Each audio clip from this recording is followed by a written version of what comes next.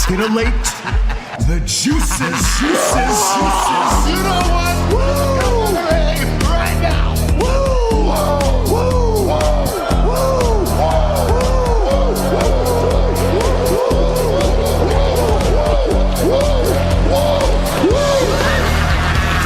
Dr. Hughes invites followers. Oh, let's see if they increase now. Me too. Yeah. Wow.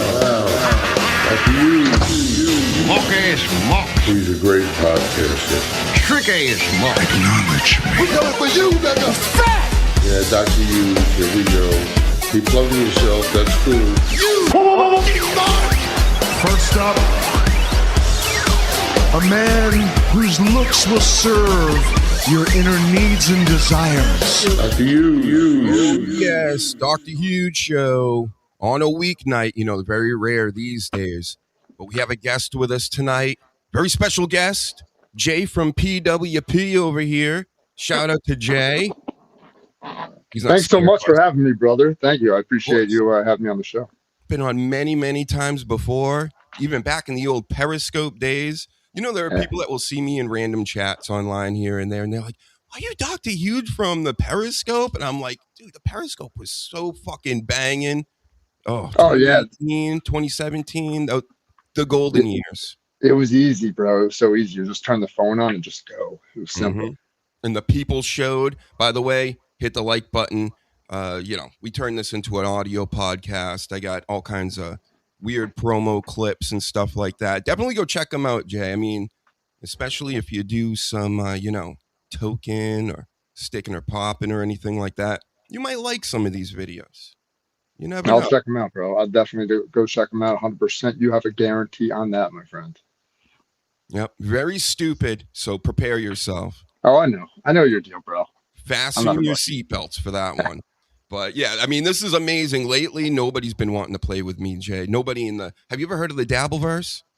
No, what's that? I got into the Dabbleverse for a minute and I shot my way back out. It's a whole internet community of podcasts and stuff that talk about Stuttering John. And it all revolves around Stuttering John and how ridiculous he is. But now there's so many other podcasts and, comedians and stuff. And yeah, I don't want no fights with any of these people like they're the creep doxing type nerds on the web. But yep, Stuttering John had me on. Now everybody thinks I'm trans for some reason. They think I'm a trans lady in the Dabbleverse. Like, it's all kinds of stuff has been happening since we last talked. I mean, I think even Hulk Hogan passed away.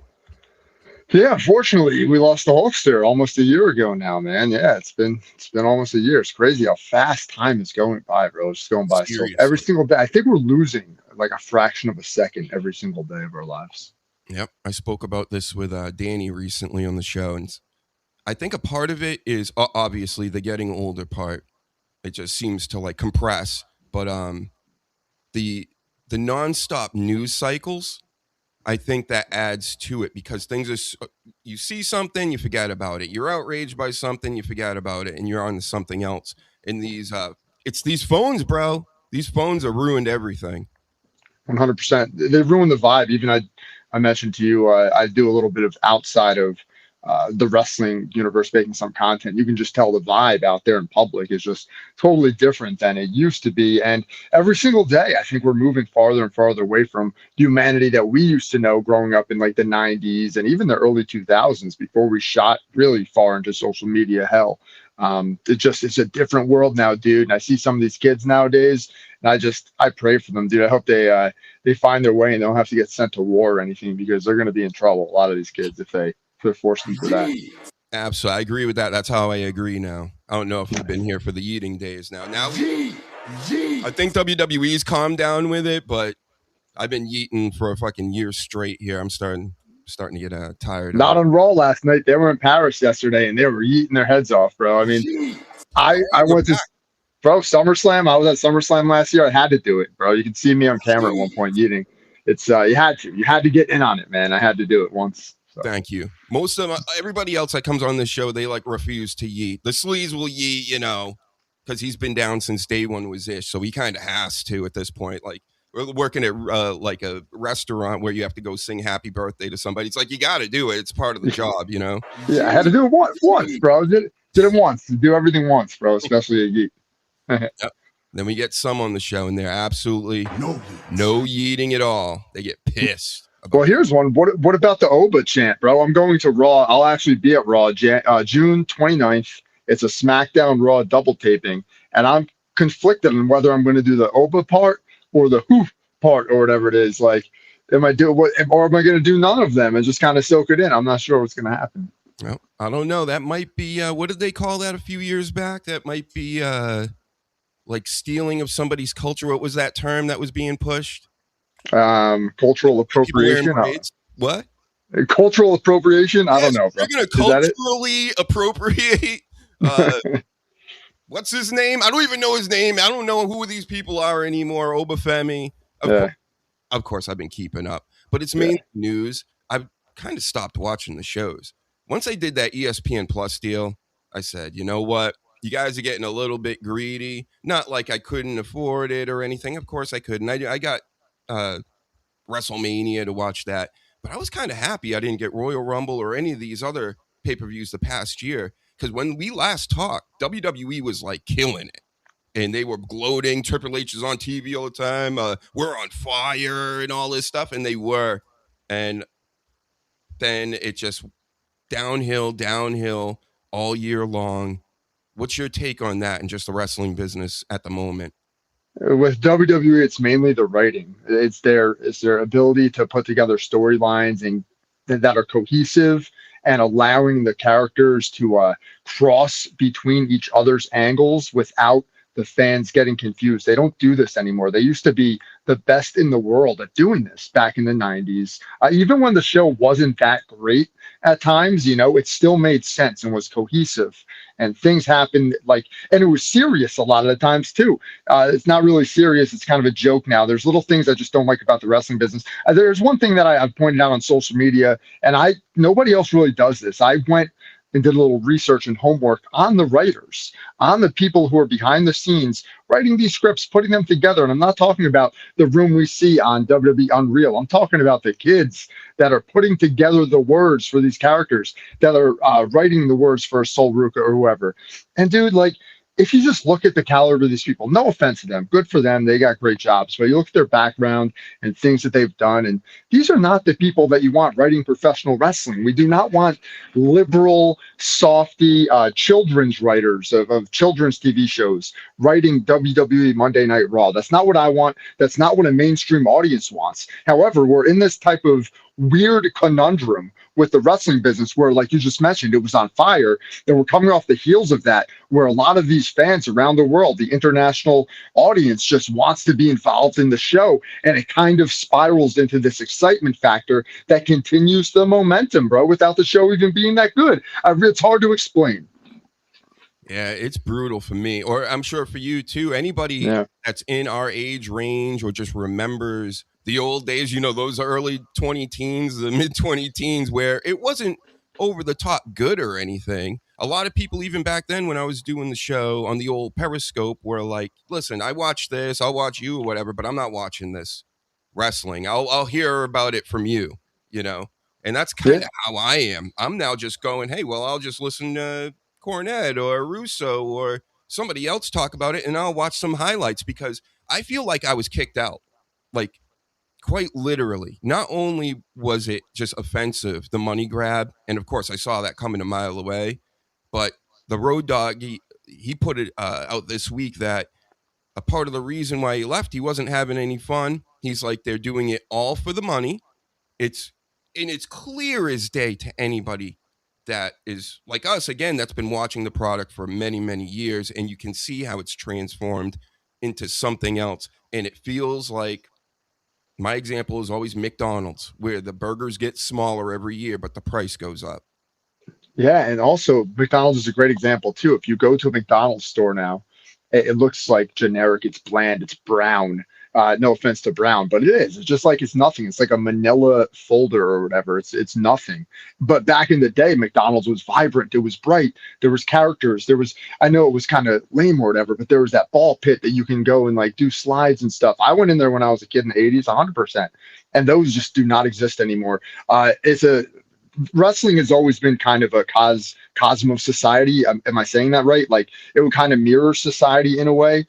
For since at least, I mean, probably going back way before our time, but I can say for sure in the 1970s, just from what I know from wrestling history, and into the 80s and into the 90s and into today, man. And it's not in a good place because right now society is in a bad place. Right now, the mainstream is in a horrible place. We don't know what's right, what's wrong, what's good, what's bad, what's true, what's false in a lot of cases. And WWE is in a weird time period where they've really gone overboard in making us know that the show is fake and isn't real at all and is complete BS and nonsense. And that to me is insulting as a fan. I want to be taken on the ride, bro. I want to be able to suspend disbelief. It's hard to do it nowadays. Yeah, that's the whole point, WWE. I get that they're all in on the money grab ever since TKO's come around. That's what it's been about. And they hit it out of the park right at the beginning with the whole Cody Rhodes finishing the story. And they weren't even going to do that in the beginning. And Nick Khan's like, no, we don't listen to the internet. We were going to do that. And that's what we ended up doing. No, you fucking liars.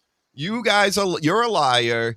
And, that brings me to the story, too, of Vince McMahon and Nick Khan. Do you hear that? The sanctioning? I know you are way more versed on this than Dr. Huge is, but can you inform us on what has been happening with this Vince case and him being sanctioned along with Nick Khan? Well, that's been settled. That's over. That's already done. Yeah, that's been settled. They didn't even go to trial.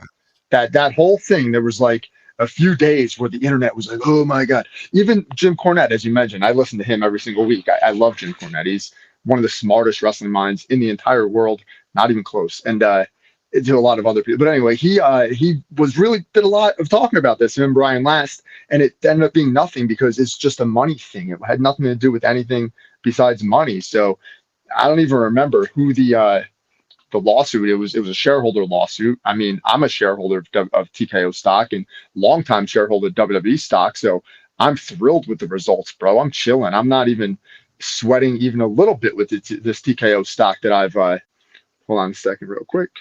I'm sorry.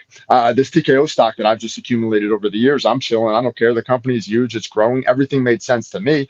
If they're doing weird stuff behind the scenes using the Signal app, that was the big thing here. Oh no, Vince McMahon, Nick Khan, Triple H, Stephanie, all these characters in the plot were having chats behind the scenes using Signal, which is an encrypted app where you can disappear the chats. And they had some chats going on. Maybe it was WhatsApp, another app. And Nick Khan actually wrote Signal backwards to Vince. So they took this chat to Signal so they can freaking erase it. And the judge said, look, we are going to say, hey, you're guilty of this crime, essentially, not a criminal crime, but this civil lawsuit would be a judgment, essentially. And you have to deem yourself as providing the burden of evidence that you're innocent. So you have to do everything it takes, full discovery, everything it takes to be able to sway my mind, the judge, into making me believe you're innocent of whatever you're being accused of. So they just cut a check and it's over. The end. Wow. Yeah. Yeah. As usual, just cut a check, right? Whoops. Yeah, I mean, that's the name of the game. That's all it was about anyway. Shareholders have been loving this deal, bro. If there was a couple shareholders that were upset, it's shareholders that are bitches, bro. It's shareholders that are losers, that are lames, that are probably going after Vince for another reason, unrelated to any of this that has to do with the stock, bro. They've been going after Vince McMahon for, 40 years now, dude? Yeah. The government, all these other people have been going after this guy for 40 years, trying to bring him down for various reasons. Screw that, man. And what about that, another thing in this past year, there was like a 15-minute video Janelle Grant put out of a press conference. I remember watching it and I'm like, I'm really going to focus on this and see what she's saying. And I came out of it and I'm like, what the hell is she talking about? I'm like, it's just, all she said was NDA over and over and over again. That's like pretty much all I got out of it. And what was that? Did you see that? Yeah, I did. Janelle Grant, that was kind of like her last gasp to like say something about her story to the media and kind of like, it's almost like throwing a Hail Mary, right? When you're down 3 points and you freaking have one shot at scoring a touchdown. It's like that's what that was. She was blabbering. She's a feminist. It was a women's cultural event to like stand up for women and stuff and rape victims and all that stuff. Look, rape is horrible. I think we can all say rape is Right. absolutely We call it deplorable rape and we around hate it. here. We're Yep. not big fans of rape, right? Well, we can all say that. But I will say that Janelle Grant was in a consensual relationship with Vince McMahon. I think the evidence proves that. She was a 40-year-old woman. She was living with her husband in the same condo complex, who's a high-powered attorney named Brian Goncalves, worked at Telemundo as one of their high executives, attorney executives there. The dude has money. She's living with him. Whether they were still fiancés or not is debatable. I'm not sure they were, but she was going to Vince McMahon's condo all the time, almost every single day, and going back to Brian Goncalves every single night after she was done with doing whatever with Vince. So this is consensual. She received a ton of different gifts from Vince. I've written it down 100 times on Twitter, and then every time I do it, I'm being told I'm a Vince. What the kids say nowadays, you're glazing him or something. It's like, it's ridiculous, dude. This thing is a clear case witch hunt against Vince McMahon. This woman, the relationship ended. This woman got desperate. An attorney got in her ear, and they tried to take this man down. And they pretty much ruined the final years that we, as selfish ass wrestling fans, which we all are, we would have had final years of Vince McMahon at the creative helm. For better or for worse, I would have loved to see it. Yep. You know? And will we And ever we get might- him in a Hall of Fame? Dude, I was just going to add this, and I mentioned this before. You're familiar with Kalshi, No. the betting app? Okay, Kalshi is a betting app. You can kind of wager on anything, dude. Like, you can put anything out there. And there's people that, when you type something in, you can see that there's a lot of interest in certain wagers. Well, Vince McMahon has about a 20% chance, according to Kalshi, of returning to WWE by the end of this year. Furthermore, he's got even a higher chance at 23% of appearing at this weekend's UFC Freedom 250 event at the White House. So, and this Janelle Grant thing might be clearing up very, very soon. It could be done this summer. It could be finished and completely, that's it, end of the game. That's it. We're done this summer. So at that point, who knows what can happen, dude? 20% to me isn't bad. I might take that bet. I might put a couple dollars on that bet at 20%. If he comes back, I'll make some money there. And I Hell think it's yeah. possible. It definitely seems possible. A lot of people do want him back, and it would generate. What would be bigger? I don't think anything would be bigger at this There's point. nothing else you could do. Everybody's been done already, and unfortunately, some guys are either gone or incapacitated, no longer a draw, not in the ability to do anything. Like, you can't bring back, say, Kurt Angle to do anything anymore, right? Like, I love Kurt Angle. God bless. He'll drive down to New Jersey for a few $100 to do an autograph signing tomorrow if you paid him. But they're not going to bring him back to draw anything anytime soon. Vince McMahon would draw eyeballs, would draw money. People would be pumped about it. But like, I don't see what they can do with him if he's not going to be at the helm of like creative and writing the show he wants to write it and stuff. Right, and they're in the mode right now of just going and getting that cheap pop. Yes. They're going to go get that baby bump Bianca Belair pop, because they're like, well, what are we going to do? It's not like we got good matches or booked anything to make any sense or whatever. So a baby bump outfit, and then we'll have a Brock Lesnar fake retire. And it's like everything is so predictable to us and so just old and tired and bald, in my opinion. Yeah, it is, man. Like I said, I went on LinkedIn and I looked up all these writers, and I was just baffled at their backgrounds, dude. It's just, who's a writer there is the guy, Rockstar Spud, Drake Maverick. He's a writer there. He's one of the dudes that writes the storylines. But I just, to me, it's so simple to write wrestling, in my opinion, to make it serious. Like, you could simply just go back in time and look at 70s Memphis, 80s Georgia, and see those feuds and how they were laid out and how the men were mad at each other for real reasons that men are still mad at each other for every single day of our lives. You saw what happened in New York last night. I really probably don't have to. We could talk about that. I mean, let's see some. We'll do it with video here. I got this video queued up. What do we got here? Okay, I just saw this before we went on. Apparently, is that Darby? Darby Allin got into it with, this is Bam Margera. Bam Margera. Who looks like, I mean, what the fuck, man? The time has passed so fast. He looks like a dad, like a full-blown, like old, sitting on the recliner type dad. But let's see. They start making out. I'll just, spoiler alert. From parts unknown, Darby Allin for the Paradise World Championship.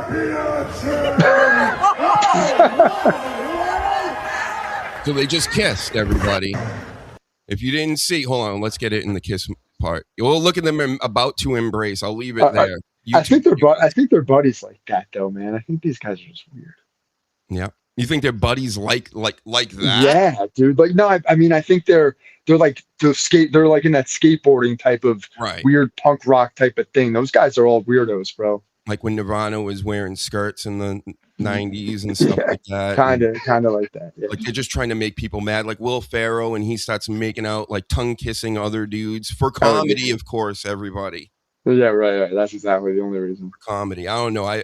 I'm into this comedy thing a little bit, but you won't be catching Dr. Huge kissing dudes anymore. Not anymore. I'm not gay no more. Nope, not no more. But these guys, I'm not sure. They might still be, you understand? So yeah, what is going on here, man? I wonder if this is gonna play. Is this gonna play out on Tony Khan's Circus TV or what, man?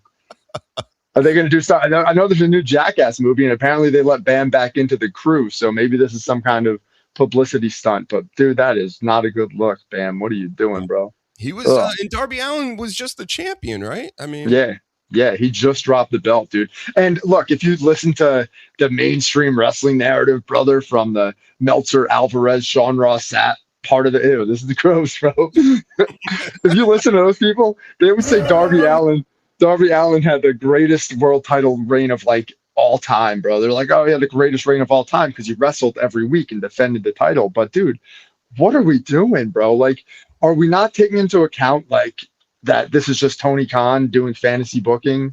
You know, it doesn't mean anything. Oh, here we go. Yeah, we've been talking about it for a year too. Yep, it's Tony Khan playing with toys. It's him going, I want Hulk Hogan versus mini Hulk Hogan. Then they kiss. You know. Oh, dude, like is that the original LJN? Is that what I just saw? Yes, it is. Look, even his ass is rubbed off there. I love it. Nice, beautiful. That's a beautiful real deal. That's my. Yeah. This is mine. A lot of all the stuff I have is like has been mine, and I don't get it for props. And I just held onto it. I love hearing that, bro, because so many people sold their shit. My mom sold my stuff pennies on the dollar in like 2003 or 4 when I got out of high school. She was just like, oh, garage sale. This all has to go. Yeah, I have a fraction of it, but through the years, thankfully, I would get a chunk and then it would go missing or whatever. And the same thing with the garage sales, though. God, if I only had some of the things. I don't even know. Like, I know I had a ton of He-Man, and He-Man just came out. So I've been freaking out about that right now. We're about 20 years late with that, bro. Yeah. Crazy. But anyway, back to these scumbag New York Knicks fans. And let's just face it, primarily New York isn't one of my favorite towns. You know, I'm a Boston guy and stuff. We got our rivalry and things. But, everybody acts like very prideful about being from Boston. It ain't that great, trust me. We got weird accents and stuff like that. That's about it. And, our nightlife sucks and there's nothing really, a lot of high taxes. But New York, they also are very prideful. Anytime I've been on a vacation or I've gone anywhere else in the country, there's always New Yorkers around letting you know I'm from New York. This is how we do it in New York and this, that. And it's like, nobody gives a shit. To be honest, yeah, it's a big city. Cool. We've all been to cities or whatever, but this is, I would say, this is more about the mop heads out here. Teenagers, 20-somethings, the younger generations, running around with their phones in their hands, being like demon-possessed, basically, and they're doing everything for clout. Every stupid-ass video you see generally has that Kick symbol underneath it. And shout out to Kick. We're live on Kick right now, but, we got to go, like, beat up babies or something to be famous on Kick. So I'm not trying that hard on there, but I digress. Let's see a little bit of what happened the other night. The Spurs, of course, are in the finals with the Knicks, and the Spurs fans were getting chased around town because their team won a game. They're down 2-1 now.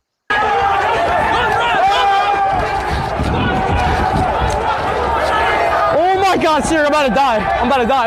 Take it off. No, I'm not taking that shit off. I gotta get through. That's what they're doing. They're forcing people to take their jerseys off. And if they don't, they get lynched. Oh my God. What are we doing, bro? Like, this is the end. I think we're living in the dark ages, dude. I think like we're in the history books, when we're long gone, and 150 years from now, they're going to say like this period was the dark ages of human history, if the earth is still even around, because what are we doing, bro? This is a basketball game. Who cares? I would never be caught dead out there with these people. Never in a million years, man. I'm no genius by any stretch of the imagination, but I know better enough than to be out there with these freaking idiots. Yeah, and this type of thing has gone on before, the rioting after championship wins and this and that, and all different kinds of sports all over the place. But what I think is the major difference is these days, the kids, they just grown up with the phones in their hands, and they see other entertainers, these influencers and things, getting big by doing stupid, wacky stuff. And then they all want to be a part of it because everybody has a phone. And most of these clips, you're going to see people just holding their phones out.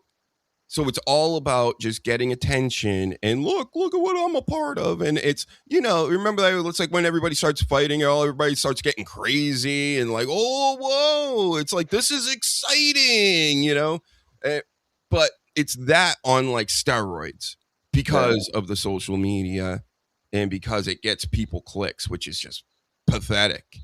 You're exactly right, man. And it's, I'm sure you're familiar with some of these other clowns out there that are doing things just like live streaming for clout. And there's something about, doing things naturally and kind of having the right intention and kind of just documenting stuff. And then there's just being a jerk, dude, and not doing things the right way. And just like you mentioned, I think you said it perfectly, bro. I think you're exactly right. Possessed, man. Demon possessed. That's what this is. Tokyo. Is this purple? This is purple, dude. Yo, this is purple. Hey. There's another guy with a shirt. Yo, back up.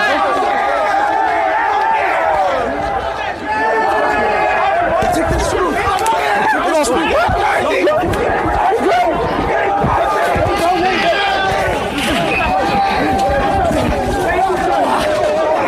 So what you're hearing on the podcast is a bunch of people literally jumping on one guy wearing a Spurs jersey and forcing him to take it off. Like a mob all around him. 360 on top of him now. And look at it, like this guy's laughing over here. We're having a good time, right? Where are the cops, dude? There's no crowd control. They weren't ready for this. This blows my mind, bro. Like how this, I guess you can't stop wild mobs like this, dude. They're going to do what they do. It's crazy. And I mean, obviously the majority of the people look to be of African American descent or whatever. And me, I can't be biased. Yeah, no, yeah. Like there was a black guy in a Spurs jersey, and they're chasing him down to beat him up. And like all these people are in the comments with, the slurs and the this and the that. And it's like, well, there are white people involved. And there were like, the muffin top teenagers I'm talking about with the heads. And the guy that was being victimized is black. So he's getting slurs, basically. You know what I mean? It's also silly. It's just like, how about we just do bad behavior is bad behavior? Because, again, with the Dabbleverse stuff, with Anthony Cumia, this is like his wheelhouse. He goes to Black Twitter, which it doesn't even really exist. Black Twitter isn't Black Twitter. It's probably created by the feds, like everything else. You know what I mean? But to make everybody look bad and hate each other. But it's just, everybody's got to get, where are the parents before the cops even? Right. Yeah. Dude, I would have, I wouldn't be caught dead out here. terrified of getting in trouble for my parents, even like being out past curfew at all, a couple towns over, dude, let alone going to New York City and doing some crap like this. Because all these people can't be from New York City. They got to be coming from other boroughs and stuff, man. There's no way all these people are from right around this area. They're coming from all over the city for this game. It's insanity. And shout out to Mac Diesel in the building. Yep, it's definitely one of the shittier times. And I don't see anything going back to normal anytime soon because the phones. It's just going to continue to get worse, and nobody's going to really know any truth about anything. And people are just going to get dumber and dumber and do dumber things.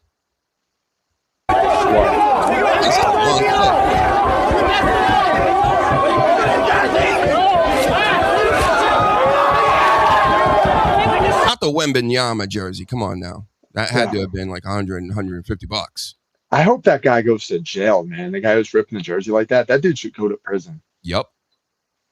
Right. And then there'll be people out here, and of course, a lot of them are trolls and trying to get engagement and reactions and things. But, they side with doing this stuff. Oh, this is fun. We like doing hood rat stuff. It's fun.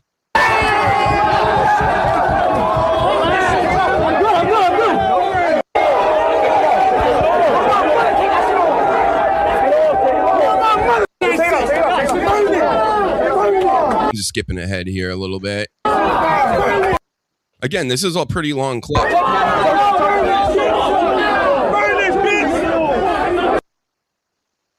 He just say burn this. I heard him say burn this bitch. It's crazy to me because in the 90s, sports was like passionate and people were as into it as ever. I think like it might have even been a bigger overall audience that watched on TV back then. I don't know, but I guarantee you people weren't acting like this. There's been a lot of like riots over sports games and stuff, but this is on like a different level. This is attacking human beings and almost I saw one guy getting stopped online, like for being a Spurs fan in New York yesterday. That's just insane. Yeah, but wait, there's more, right? So now they're looking for another one. Look at them all with their phones up in the air, right? That's the thing. It's like it's egged on. Let's do this. We're supposed to do this now, right? No, you're not. You look stupid. Holy shit! This is so like we've gone full idiocracy. Yeah, it's dystopian. It's dystopian, bro. It really is dystopian. It's very strange. Oh man. Yeah, here's another one. And then you're like, even if you say that you're these guys in the background and they're not doing anything, right? Why would you stay there and film this? Yeah, go, dude. I would get out of there so fast. I would get out of there so fast.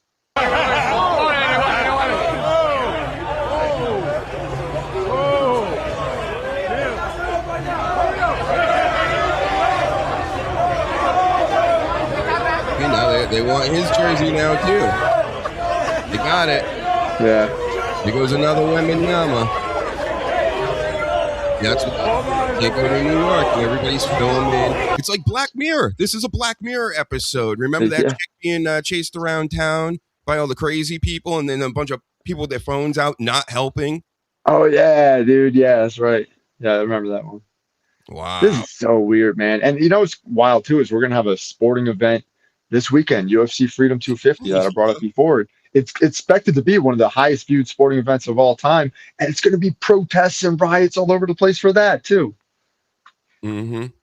It's just, we're going into a sci-fi movie right now. Like when the sci-fi movies from the 70s, 80s, 90s starts and they show you how we got there. This is the part of how we get there. Yeah, right? Dude, you're right. Yeah, you nailed it.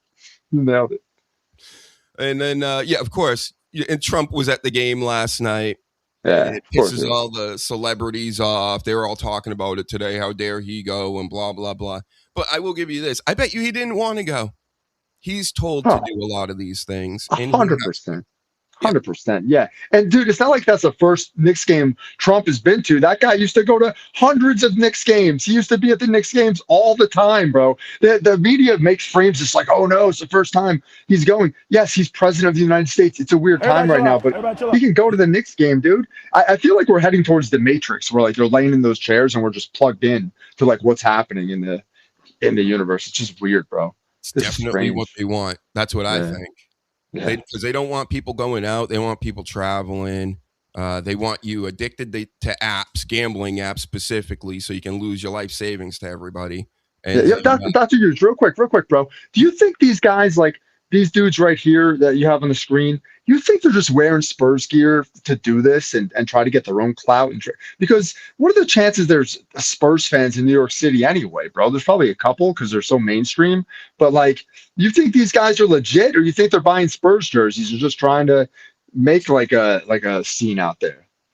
Well, I think that they could be legit. I mean, if you're being followed around by phones, but I think a part of it is because you're a Spurs fan, you just won in New York, and now it's like they're trying to get people to go after you by doing this. Because now that the attention is on you, oh, you're a Spurs fan wearing the jersey in New York. Are we going to allow? Are you not real ones out here, Knicks fans? We better do something about this because they're all Wembanyama jerseys too, and the kids they love the big new name. They love who could be the next champion or who is the champion. You know how it is. Like as soon as Tom Brady retires, it's like Pat Mahomes is the best. I get to hear that all the time. And I'm like, this is so stupid. It's like, can we let Mahomes finish his career first before we start like going, he's better than Brady? Why? Because Brady retired a couple of years ago. It's like nonsensical.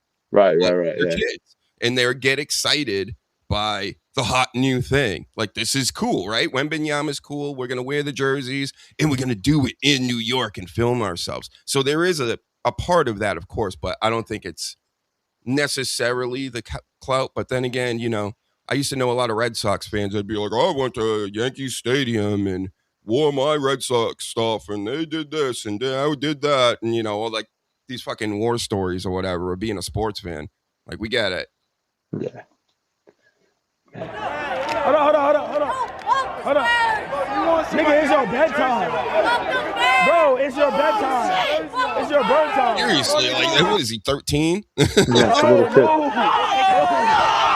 Here we go. Here comes the Knicks mob.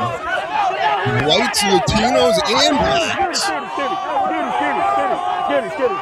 Maybe the redheads, he's trying to save him. Oh, he's got security. This dude's got security. We good. Nah, I'm good. We good. Is he? We'll see. We good.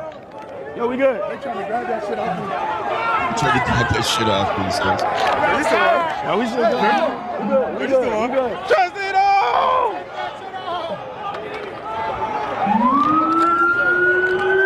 It's so funny how like 15 little guys will like back off one big guy. Yeah, right. Of course. It's crazy. Yeah. Once they smell blood in the water from like somebody that's helpless or whatever, they like attack immediately. Oh man, it's cowards. Bro. They trying to pull me, bro. What's good? No, fuck you, nigga. I see what you said. I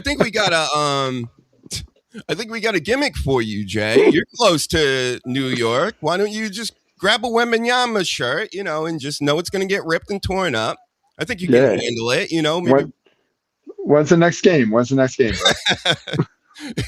Maybe tomorrow night or the next night. I think they do them every 2 days, but you might have time. Just get one guy to follow you around with a phone that's wearing a Knicks jersey, right? And I'll dress like Doink the Clown too. I'll wear the clown makeup with the hat, with the hair and all that. And then I can play it on the show and be like, I just had him on the show. Look what they did to him. Yeah. He's now dead. no longer with us. Unbelievable. This is crazy, dude. I don't understand the obsession where it's just a basketball game and you're gonna fight somebody over a jersey, dude. I've gone to Philly before. Now that I think of it, wearing New York Giants stuff. And they do like say stuff to you, but it's nothing. I never got into a physical altercation, just verbal stuff, just shit talking, you know? Mm-hmm. It's just like, yeah. Yeah, I've been to I remember going to the Dallas Cowboys stadium before they went to the big new one. I mean, it's not even new anymore. This is like 20 years ago. Yeah. But, Still, it's new to us, bro. right. And there were guys off to the side walking into the stadium like, oh, come over here. Oh, we're going to do this to you and do that to you. But nobody ever did. It was always like little comments here and there. You know, I'd go to Vegas or whatever, and people would walk by me and go, oh, you know, stupid Patriots and this and that. But who knows? They probably just lost money on them. Yeah, true. And you never see wrestling fans acting like this, bro. I've been to WrestleMania a bunch of times and SummerSlam and all that stuff, and I never see wrestling fans acting crazy like this, bro. No, they're too lazy and generally fat, right? Yeah, exactly, bro. They could barely get their asses to the shower, bro. They're like, do you want me to sweat on top of all this other funk that I got going on? Oh, man. Could you imagine if they were like super violent like that? And every once in a while it does happen. Like a guy in the front row and an indie show gets into it with a wrestler and they start slapping each other's hats off or whatever, some shit like that. Yeah, I got into it with a guy in the audience one time who wouldn't put his sign down. It was in Philly at Money in the Bank 2013, bro. Yeah, sorry. Money in the Bank 2013. Guy wouldn't put his sign down and, yo, meet me outside and all this stuff. But I didn't want to fight outside in the parking lot of the Philadelphia Spectrum. I was just like, I'm going to my car, bro. I'm not fighting over this. Just put your damn sign down, you know? Exactly. Oh, I love this. We got to watch this. Okay, I saw only a still of this today. I didn't see the actual video. We got the video of Bianca Belair. She's finally back wrestling. Fingers better. She this is her full-time gimmick now. She's gonna wear the WrestleMania baby bump outfit and go out here and take everybody on. Everybody, even Macho Man. Is that Randy Savage? I was gonna say, is that Randy Savage? With the baby. Let's go. Get her rubbing the belly.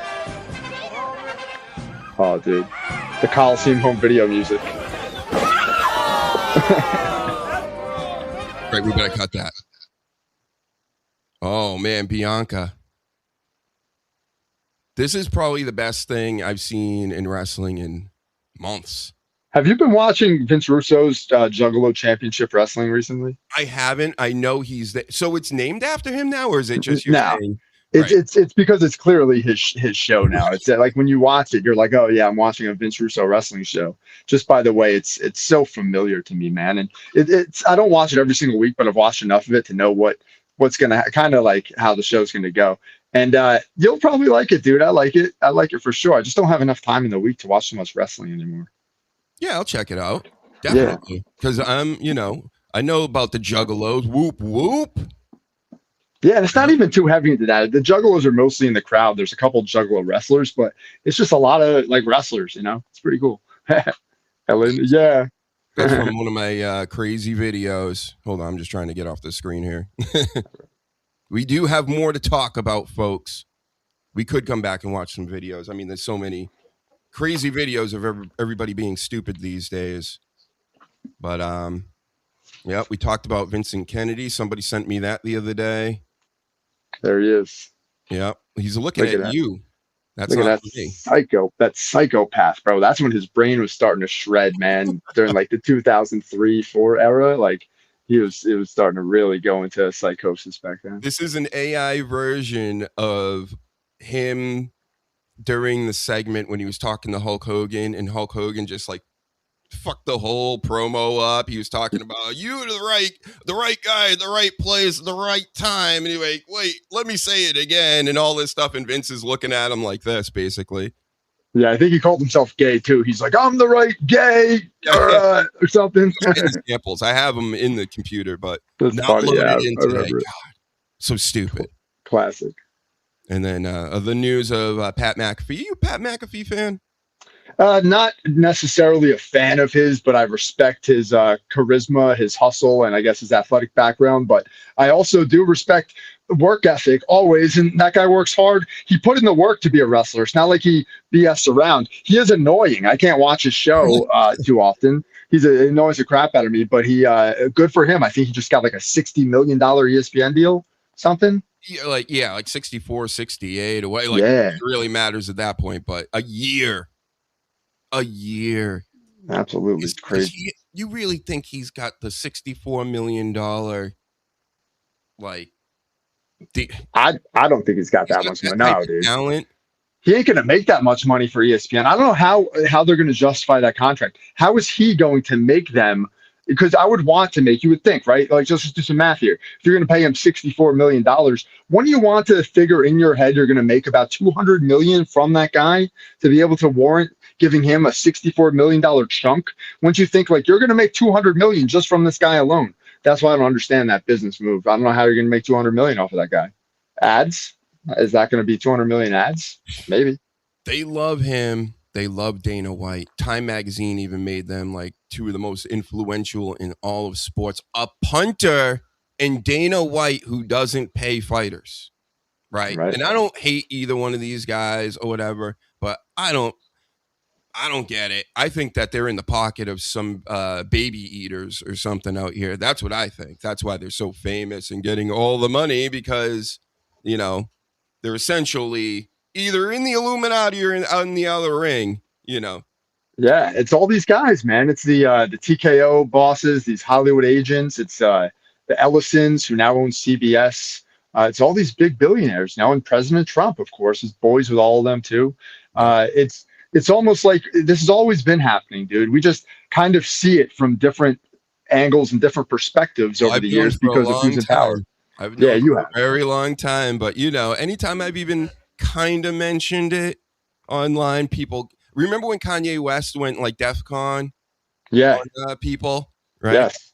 And around that time, I'm just trying to tell people, I'm no Kanye fan. I think he stinks. I think he's a nerd. I think he's a great producer, great music producer. Oh yeah. Rapping? Have you heard his voice? Have you heard Drake's voice? Like, they're the best rappers going. They sound like nerds. But anyway, more on that later. But when Kanye West came out and said that, or that type of stuff, I'm thinking to myself, oh my God, he's going to really like alert a lot of people to something they have no clue. Again, they're in the matrix completely. Some people are completely in the matrix and they can't even see it. They don't know about it. And it's like, you're crazy. And of course, people are coming at me like I'm crazy, just stating facts, you know? And I'm like, well, listen, I'm against supremacy. That's it. I don't care if it's black, white, this, people we can't even talk about type supremacy. Like that's supremacy. And I don't like that. So, you know, when people like don't admit to even knowing that exists or they click up with it and things like that, I'm like, I see what you're doing. I see. Yeah.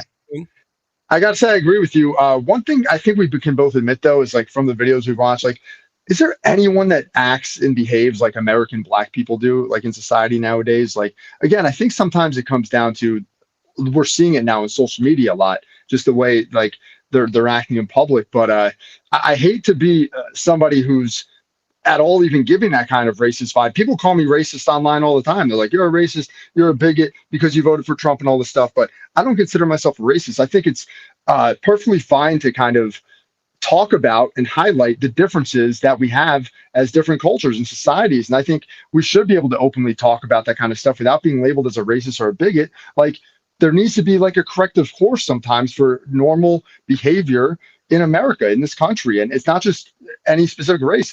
I see white people, I see Asians, Indians, all kinds of people all over the place in public all the time that act absolutely crazy and absurd. And it's a behavioral thing. And I think it's a part of the times, bro. And I think I'm just ranting, man. I don't even know where I'm going with this, but yeah, it's just a weird time period we're in, you know? It's to me, it's all about class. Yeah. This is class warfare. And they keep everybody. I preach about this all the time, like anything's going to change from this stupid show, right? But I'm just going to say it because it's the truth. The way they dominate everybody is they get you to fight each other, and then you got your eyes off the fucking ball. Everybody's got their eye off the ball constantly because it's like, well, like today even, right? It's Trump last night at the basketball game, and and now we got blacks in the streets, and they're attacking these poor old Spurs fans, and half of them are black too, right? And then the Carmelo Anthony case, right, is going on today, and now that's making everybody nuts one way or another. And it's listen. Can we all agree that offing somebody is a bad thing? Like, I don't know. See, how about just common sense? Just use common sense. Take all the biases out of it for whatever team you think you. I've always been preaching no cults. I don't care if it's a race cult, a religious cult. there's all different types of cults, and it's basically just groups of people that try to think like each other, or else they get kicked out of the group, right? And you see this, it's crept into wrestling, it's crept into everything, where it's like, you can't talk with us about wrestling because you think like this and you like this guy or that guy. And it's like, there are levels to all this stuff, and it's all over the place. And people just need to understand that all these other broke motherfuckers around you are not the problem. That, they're and doing anything with them and getting into it with them is not going to change a goddamn thing. You're just going to get owned even harder. So. Yeah, or it's going to bring down your own personal vibration, bro. I find myself getting caught up in that online discourse, a lot of that BS nonsense, just because I'm in a bad mood over whatever. Like, I'm at work and I'm just stewing because I don't want to be there, and I just go on X for 5 minutes, and next thing I know, I'm in an argument with somebody about nonsense. I do it all the time, and I constantly tell myself to stop doing it. And I think it's human behavior, and we're doing that kind of nonsense constantly. And we all should be pulling towards peace and harmony and love, and having a world where we can like just explore the stars and have fun. But I have to have my guard up almost 24 hours a day, I think, nowadays. Yep. Oh, it's definitely, don't be a victim to these other idiots out here that are fully invested in the game. That's a lot of them, even they make money off this stuff. So Definitely. For there to be these problems. That's why, I brought up Kumia before. I think he's one of the funniest guys ever. And he's great. He's great, dude. I'm old school. He's a full-blown racist at the 100%. But I don't have to like his racism or agree with it. Even to think if I thought it was funny when he's making these statements, because a lot of them are done with a comedic undertone to make his audience laugh, right? It's not done in a blatantly hateful way a lot of the time, unless he's mad. The whole gimmick is just, it's not obvious. It's obvious. It is what it is, right? It's like Chuck the Builder and everything else. It's a lower version of that. But it's like that type of stuff. Is that going to help anything? You know what I mean? It's just going to bring us quicker into hell. Because it will, yeah. It will. You're right, but I also think there's a way where we can add levity to it with conversation, right? Because that has to be a part of it too. We saw with the roast, the roast recently of Kevin Hart, how much discourse was taken from that. 2 weeks, I think, of nonstop. Like, oh, is this joke too far? Did that joke go too far? Charlie Kirk this and George Floyd that, or whatever. Like, what are we even talking about? It was a roast. It was all supposed to be a joke. It was all supposed to be funny. It was supposed to make everybody laugh from either sides. And we're all supposed to have this kind of like silent agreement that during a roast or some kind of comedy that we can kind of let this stuff slide. But that's not the case, bro. You can't let any of this stuff slide anymore. You have to have your guard up 100% of the time. Well, we can always make fun of Charlie Kirk, right, and George Floyd, but make fun of me, please. But not Robert Kraft.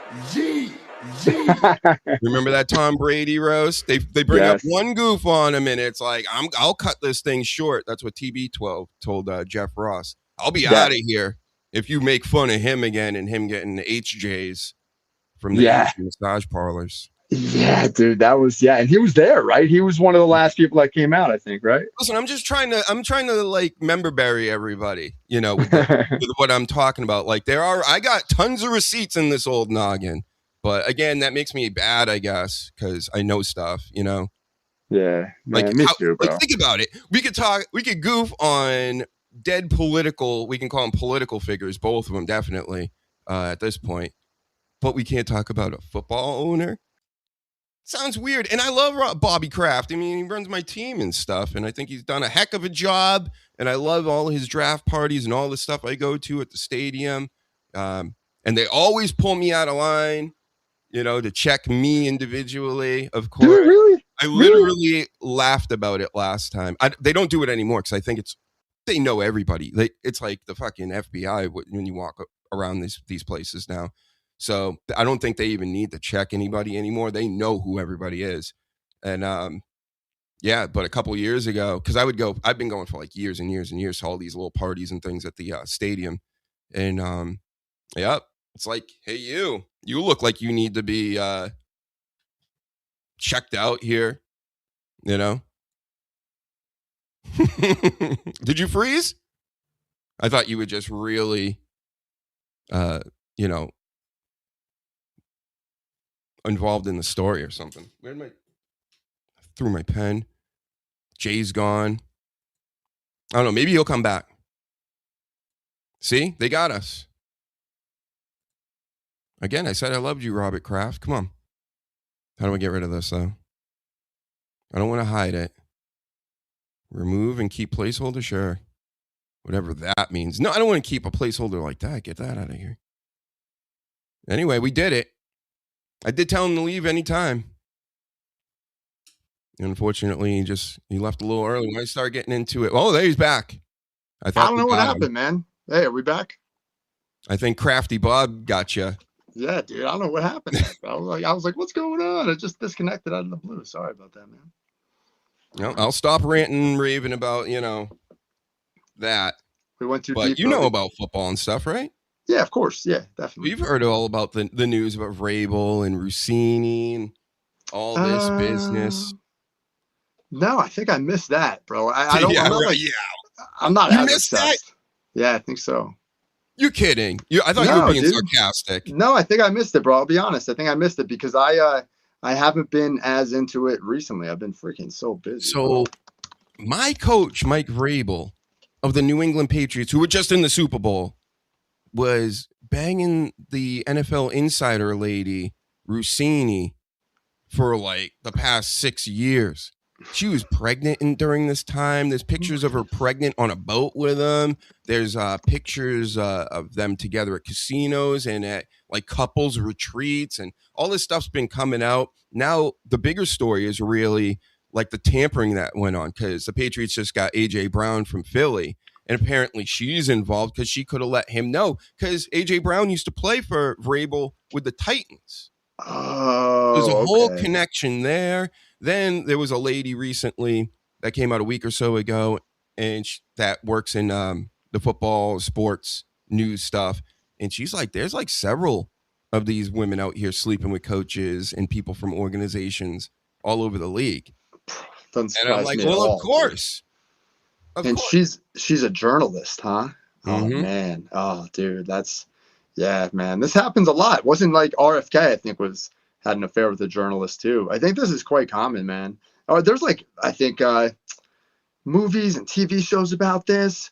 What was that show with Kevin Spacey? House of Cards. That whole thing is based on him having an affair with a journalist. The whole first season is based on. It's crazy. And this is gonna make me sound kind of misogynistic in a way, but once there was a lady president, I just lost it. I'm like, I could believe all these other, like Kevin Spacey being the fake president for 2 or 3, 4 seasons. But once there was a lady president, I'm like, okay, now we're in full blown fucking, AEW, putting my hands in my pockets. Type shit. Dude, AEW is too much, man. I'll tell you what, bro. God bless Tony Khan. That guy tries so hard to put on a show that he likes, that he loves, that his fans love, but I just can't get into it. It's too much for me, dude. Just way too much. They seem to love the PLEs and or the pay-per-views, whatever they call them. They're pretty good. For their fans. Yes, for that fan base. And if you can watch some of those matches as standalones, man, like I can't sit through that long of a pay-per-view show anymore of just bell-to-bell wrestling constantly. I just can't do it. But I'll watch the standalone matches, of course, dude. And they put on some great matches, great wrestling matches. And they're allowing these guys, they're doing like the old WCW senior tour of the late 90s, where a lot of these old veterans are getting their final matches under the bright lights, and they're able to make their last big paychecks of their careers and stuff. As we know, a lot of those WCW guys still went on to the WWE to make more money. And I think a lot of these guys in AEW are still going to end up going back to the WWE at a certain point, because there's only so much you could do at AEW. Like at a certain point, that's it. That's a wrap, There's too much. You got Monday night, there's wrestling. Tuesday night, Wednesday night, Thursday night over here anyway with TNA. That should be nationwide now. It is. It's on AMC. Yep. Friday night, Saturday night with Collision, and then the PLEs, and don't forget LFG on Sundays. So that's even more wrestling if you need some more. Yeah, and they just announced, I think this fall, they have a Sunday night's main event instead of Saturday night's main event. Going to be in Atlanta, Georgia. Sunday night's main event. They made a little graphic and they crossed out Saturday and wrote Sunday on top of it. So brilliant there by the WWE creative team there. It's the shits. Can one of these nights be like fully retro again, like bringing back all the old wrestlers and Ventura and the whole deal? Do they even keep the logo and everything? I think the logo is kind of the same, but is it? It doesn't feel 80s. Right. When they did the Saturday Night's Main Event, when they first relaunched it, they tried to keep it real, like old school feeling and retro. And they had the legends in the audience and stuff. And now all they have is an agreement with Peacock to produce this show. And it's like they don't even care about it. The last one sucked. So, yeah, I think they're just trying to get through these Saturday Night's Main Events, and then they'll put it back in the shelf after they're done with this contract with them, The WWE is weird now, man. Weird company. Yeah. And they could save money, like doing some of this stuff. Sure, you give a couple thousand or whatever to some of the legends to have them come in or whatever, but get rid of the digital stuff, like make it look old. Maybe even put the blue barricades back, or steel or something. Just do something different to make it. Have you noticed? Knew it was good. You mentioned you don't really watch too much anymore, but like they're doing silly things. Like every week when Roman Reigns arrives to the building, like a random like guy runs over to him with the belt and like hands it off to him. Like a writer or like a stagehand or something with a headset on, and it's like, okay, I get it. You don't travel with a belt anymore. I think that's the point they're trying to make. I think Roman Reigns is actually a heel now, so they're trying to make him seem heelish, like he doesn't travel with the belt. But it's just one of those things, like it was always kind of known for our whole lives that the wrestler, the WWF champion, would travel with the belt, right? Like we just assumed Stone Cold had the belt or Hulk Hogan would carry the belt around and stuff. But yeah, this pre-show, watching them walk in and doing the little gimmicks like that is just no. It's not for me. I don't like it. Cookie cutter, dude. It's more like ESPN type of stuff, like when the basketball players would arrive to the arena type thing, and they got their headphones on and they're rocking their Gucci or whatever. That's what they're trying to do here. It's goofy to me because you can't start off the show hot anymore when you're doing that every single week, no matter what. There's no crash start really. They've tried that. They've tried crash starts, so even in that type of way of doing it, right? I don't know. There's not a secret sauce to wrestling. It's just Triple H's booking is strange, man. I kind of get it in a sense how he's trying to weave people in and out with all these fatal 4-way matches. But the more I try to like dive into his philosophy, I really just don't understand it because I don't. He hasn't really explained it, right? He doesn't really explain what the thought process is behind any of this stuff that he's doing. He just says we're bringing it to another level, and we're just going to keep making movies and all this stuff that we've heard 1,000 times, and I don't get it. Like, tell us about what you're doing. Like, I would like to see a strategy, maybe a depth chart, maybe an idea of why wrestlers are on or off the show at certain times, why he puts the start and stop on these guys. McMahon would do it, but we always had kind of an idea of why McMahon would do it. With Triple H, I kind of don't understand. Triple H, he's like Road Dogg said, and that's one of his boys. He's like, it's all about the money. They don't really care about booking. They're just coasting. And he's like, that's why it was boring. And I could just leave because I wasn't getting anything out of it. Sure, I got a good paycheck, but he must be doing well enough with his career and everything. And he's probably like, well, I don't have to travel now and just be a guy in a room that, it's like everything's all this nepotism stuff. Like all the writers that's probably why they won't get any normal decent writer like me, you, anybody else out here that knows the business. Get like several of us in a room, we'll hash out a fucking year like that and have backups for everything. And 100%. Like why not just pay guys like that? And we would probably take a fraction of the price too, just because we actually love it. These other people, they're creative writers from college that just got out. They don't even know who any of these guys are or who Hulk Hogan is even, which is nuts. No clue. Like I said, they were writing children's books, dude. I'm not even kidding. Children's TV shows. The one lady who's the head writer of Raw, she is the lead number one producer of Monday Night Raw. Children's TV shows for Apple TV for years. For this weird company, I think it was called I can't remember what it was called. Some company in Hollywood. But again, Hollywood writer. She's the lead writer of Raw. Her name is Alex. Oh man, I should bring on my Twitter. Maybe I could Alex find her. Shelley. No, Alex. She's a pretty Jewish lady, I will say. Don't say that. Don't ever say Alex, that. She is. Well, come on, bro. I got to be honest. I got to give her credit where credit's due. You can't say that word. Trust me. I said that word once. I made one goof last year around March. A goof about that stuff, and they basically kicked me off of TikTok. I got a new account early on TikTok.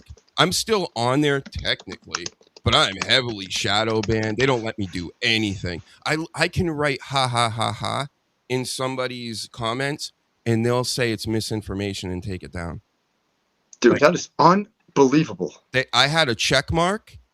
I had a whole special account and everything created. I could go live. People were like, how are you going live on TikTok or whatever at that point, through PC and everything? And I'm like, oh, well, I'm special and things.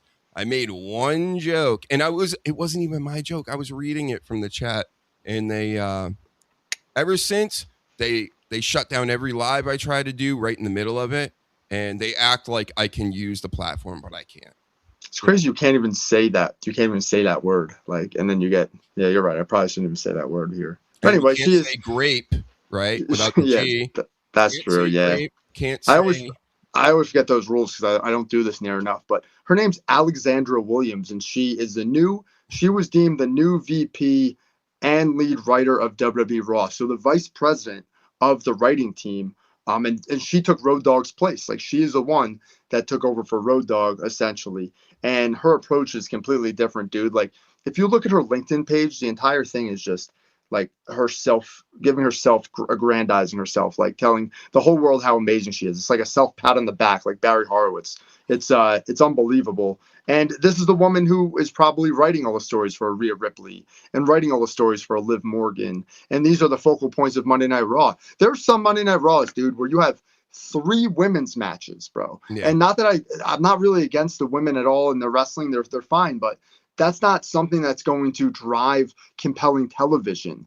They're not trying to make compelling television, I don't think, anymore. I don't really know what they're trying to do is the point of this entire diatribe here. But the writing staff just doesn't seem to have the gumption, the moxie, the kind of like ability to write long form stories where the end goal is WrestleMania, right? Like, it always seems like they're booking month to month and we have no clue where they're heading towards WrestleMania. We saw it just happen this past year with Pat McAfee and Jelly Roll and all this chaos that happened at the last hour, you know? Yeah, the women were great with the tag stuff for like a good month, a few months back, where they were using them a lot. And they were bringing all the big names, you know, Alexa Bliss, Charlotte Flair, Nia Jax, even Lash Legend coming up, Bailey and Lyra, and you know, and the Bellas came out of nowhere and everything. But then the writing was so bad, and the matches were so wonky because there's like 4 different teams of 2, and you know, these ladies matches, when there's like more than 2 people in the ring, not always, but generally speaking, they're the shits, right? How are you at? It's the shits. Yeah, they're the shits. And because they all wait for each other to hit each other, and then they'll like, you know, they'll kick each other lightly and then go, ugh, and like barely touch them in the. It just looks stupid, and it makes your best talent for the women look completely ridiculous. And then it's like, why are they fighting? They're all fighting over the tag champions. Okay, that uplifts the tag championship belt for them and everything. But at the same time, they all look like a bunch of losers, you know, because they're in the ring, it looks sloppy, and nobody even really knows why they're mad at each other in the first place. Exactly, bro. You hit it in a nutshell. It's they're fighting for no reason a lot of the time, and when there is a reason, it's over the belt, and you can understand why they're fighting for the belts, right? But even that, they don't explain in the right way sometimes, man. They're not I always liked Cody Rhodes brings this up a lot, fighting for the purse, right? Understanding that more money is attached to the belt, that more prestige and more fame and more glory is attached to the belt. That's something that CM Punk puts over, but the announcers don't do that on too regular of a basis. And I'm going to have to split in a second, bro. And I appreciate you bringing me on tonight. This has been a lot of fun, but I want to make sure, did you watch the mask versus match match at AAA? I saw clips of it anyway online, so I don't know if I saw the whole thing. Check that out, because that's the kind of wrestling that we need. That show was a great wrestling show. It was serious. It was good pretty much from top to bottom. There was shenanigans at the end that made sense in the storyline. Some stuff maybe like I didn't like too much, but that mask versus mask match was one of the greatest matches I've seen in the past like year or two, for sure. I heard that was match of the year so far, and it probably will stick. If anybody can remember anything, you know, next week. But yeah, definitely thank you for coming on again. And we got to get you on more regularly. You know what reminded me of it, too, is I got a regular that comes on, Danny Damage. And he said he did some stories for you at PWP. And I was like, that's right. Oh, I've been yeah. complaining. I'm like, where is everybody I can get to come on? And then Jay's right here. There we go. Yeah. He can go. Yeah, bro. You're better I remember than him. most. Yeah, he's a good dude. Yeah, I'm down. I'm down to do this. I'm busy a lot, especially in the summer. I do like multiple gigs in the summer, but yeah, hit me up and I'll find some Whenever time. you got time, it's, no pressure or anything like Of that. course. Like I Of said, course. we're loosey-goosey over here. I just want people, I need people to play with me, right, Jim Carrey? Right? Nobody wants to play with me. Yeah, it's one of those things. Like, I don't know what it is. The Dabbleverse doesn't even want me. What is it? Because of my skin, Dabbleverse? Nah, you're cool, bro. You're cool, Dr. Hughes. And thanks for having me on. And make sure you check me out, PWP Nation. And I got a lot of stuff going on. So I'm going to be launching more stuff. Maybe we'll see. But thanks, bro. Appreciate you having me on tonight. All right. Thanks, man. Talk to you later. Talk to you, brother. And everybody out there, I'm going to leave you with this. I wrote this down last night. It's very, very special. I got a whole fucking angle that we can do. We're talking about what can we do, right? People want solutions and things. WWE, you need real like people that write and can actually write. And I got a million of these notebooks laying around. Check this out. Fasten your fucking seatbelts, folks. So, this is the idea. It's a mystery, but don't boo me yet, everybody. I know you're about to boo me. I know we don't like mysteries and we don't like masked men anymore. So this ain't masked man type mystery shit. This is real good writing. Now, what we can do is we have a whole mystery story that references a big bad. We don't have the authority anymore. We don't have the ministry, the corporation, the this and the that. There's no big bad. There's no NWO. There's nothing going on. We got 1 million hours of wrestling, and they're cookie cuttering things out for us, as we just discussed for the past hour. And they're handing us a bunch of horse shit. And it's not fun. It's not funny. This will do a bunch of things. This will get guys over, multiple guys over. This will get a big bad on your TV so that at least half your show, especially when you got 3-hour shows, half your show can be put into this whole storyline that can last years to the next Mania, whatever you need to do. So here we go. So we're going to reference Vince McMahon as the big bad. We're going to reference Triple H. Could it be him that's orchestrating, say, a handful of wrestlers that are out here doing random things, making things exciting for some reason? A bunch of bad guys, right? But they're going around and they're screwing with certain good guys and maybe even helping each other out. And there's like a little conspiracy brewing. Like, how come these guys are getting the push? How come these guys are getting the W's and the cheat wins and the weasel wins and things like that? How is this happening? Is it Triple H? Is he allowing this stuff to happen? Is it the GMs? Is it like what's going on here? So eventually we find out. I would rather it be Adam Pearce than Nick Aldis, but you could really use, it's interchangeable. I want Adam Pearce to become a kingpin character like Daredevil. So he goes around, he eventually starts wearing white suits, fancy suits, pinky rings, gotta have the pinky ring, and kind of acting like a mafia boss. And one of his quotes will always be kind of like, well, TKO says I'm doing great, so I'm not getting fired, and I can do whatever I want. I'm going to put you in against these 3 guys in a Hell in a Cell, because that's what I want to do, right? So before this higher power gets named and it's found out to be Adam Pearce, you get to see him being sneaky beforehand, being like trying to be the player's coach type thing backstage. But the whole time he's trying to put over his own guys and take other ones down, right? So I'm just going to read from the actual notes now. He's an extension of the higher ups. Adam puts matches together to shit on the faces and shrugs and plays it off when he has as if he has bosses, right? And one of the angry, disillusioned wrestlers, right, that are just like, this isn't right. How come I can't catch a break?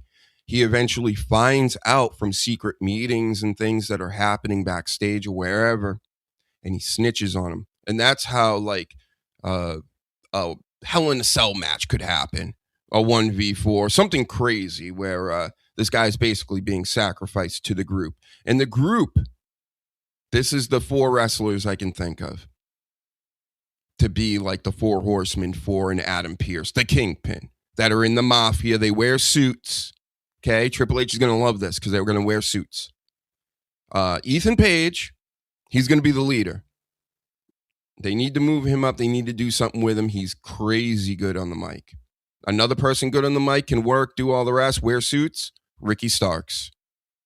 Third, Carmelo, with his own urban flair of, suit wearing or whatever. Steve Harvey, maybe. And then the last one, which will be a surprise. It will be like the NWO when the last member joins and everybody's like, it's this guy? And it's dragging off. What? Right? Because they want to relegate him to being just a mid-carder now. And we can't have that, folks. Dragunov is too good. What are we going to make Gunther a mid-carder to WWE? You dumb fucks. Do I even call you WWE anymore? You're TKO. WWE's dead. Until Vince comes back. So, yep. Those are the 4 wrestlers. Pearce can even fight in some of the tag teams. He's a wrestler. He can even have his own singles match at like a WrestleMania or something against, somebody they're really trying to put over from the mid-card or what have you. Again, this doesn't have to be main event. This ain't going to be Roman Reigns, Cody Rhodes, all that stuff. I'm not saying because that's just unbelievable. But it will give you a long-term storyline of people who are there anyway and are going to be traveling no matter what. And sure, if there are injuries, just bring more bad guys into the group. Because it's really just a bad guy stable for a show, a la NWO, to, again, create a big bad situation.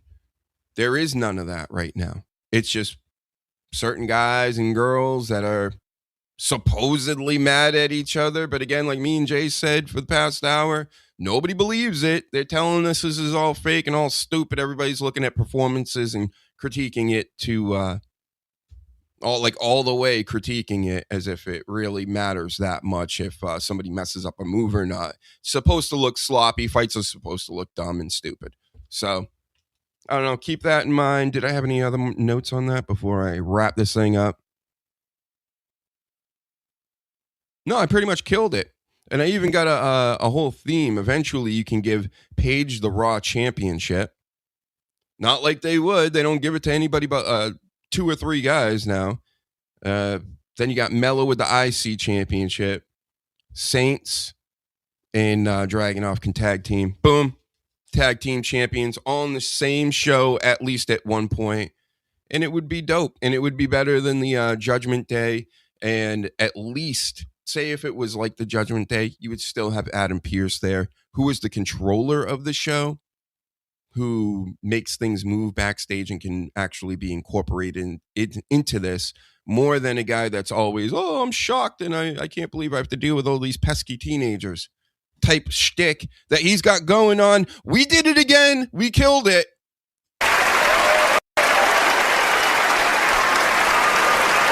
Thank you to me, first of all, for having the Dr. Huge Show. I mean, this is amazing. Get liking and subscribing.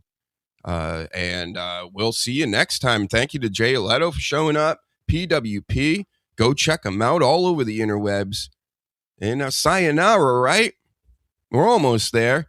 Again, get ready for this. This is the new promo edit for this week. I got a promo edit on the Dr. Huge Show YouTube channel for next week as well. There's so much coming. So if you're not hitting the like buttons and you're not doing the subscribes and the notifications, then you should get crotch chopped directly to your face. Outdated crotch chops to the face.